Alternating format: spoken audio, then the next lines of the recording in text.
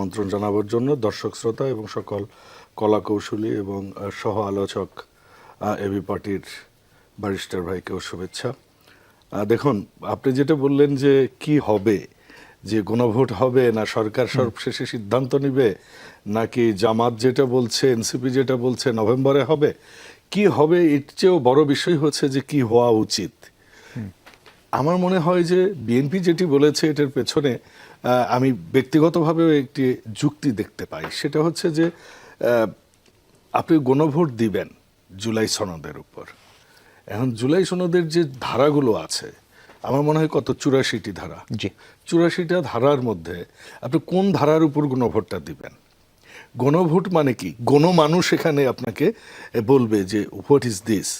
এখন বাংলাদেশের শিক্ষার হার কত, বাংলাদেশের রাজনীতি কতজন বলে, সবাই বাংলাদেশের রাজনীতি, কতজন বাংলাদেশের সংবিধান বোঝে, বাংলাদেশের সার্বভৌমত্ব নিয়ে কতজন মনে করে, বাংলাদেশের আন্তর্জাতিক রাজনীতি বাংলাদেশকে নিয়ে, ভূ রাজনীতি বাংলাদেশকে নিয়ে এবং আঞ্চলিক রাজনীতি বাংলাদেশকে নিয়ে, বাংলাদেশের অর্থনীতি, বাংলাদেশের যে সমাজনীতিগুলো, যে রাষ্ট্র কাঠামো, যে প্রতিষ্ঠানগুলো, এগুলো নিয়ে বাংলাদেশের কত শতাংশ মানুষের নলেজ আছে সেগুলোর উপর 84টা পয়েন্টের উপর মতামত দেবার।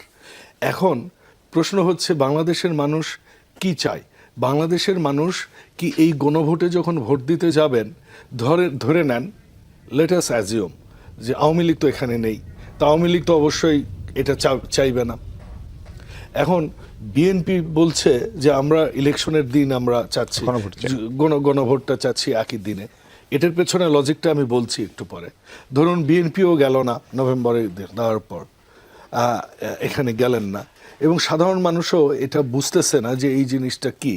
আপনি মনে করেন যে 10% 11% ভোট পড়ল, এর মধ্যে হয়তো বিএনপি মনে করলো যে না আমরা সবাই এখানে যাব, আওয়ামী লীগের লোকজন মনে করলো আমরা সবাই যাব, যে সেগুলোতে প্রত্যেকটাতে না দিয়ে আসলাম।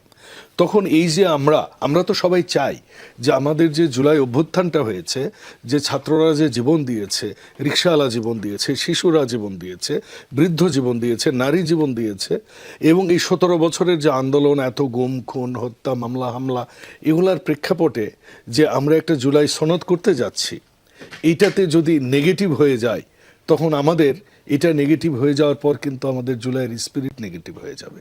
তখন কিন্তু আওয়ামী লীগ এখান থেকে আঞ্চলিক রাজনীতিতে যারা আমাদের দেশের ভালো চায় না, তারা সেখানে এসে তারা সুবিধা নেওয়ার চেষ্টা করবে।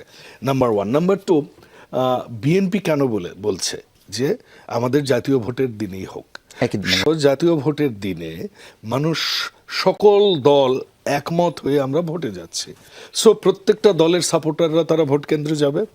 তখন যদি জাতীয় ভোটের ওই পার্লামেন্ট মেম্বারের ভোটের সাথে আরেকটা সিট থাকে, সেখানে একটা অপশন থাকে যে না, পিপল ইজ পার্টিসিপেটিং।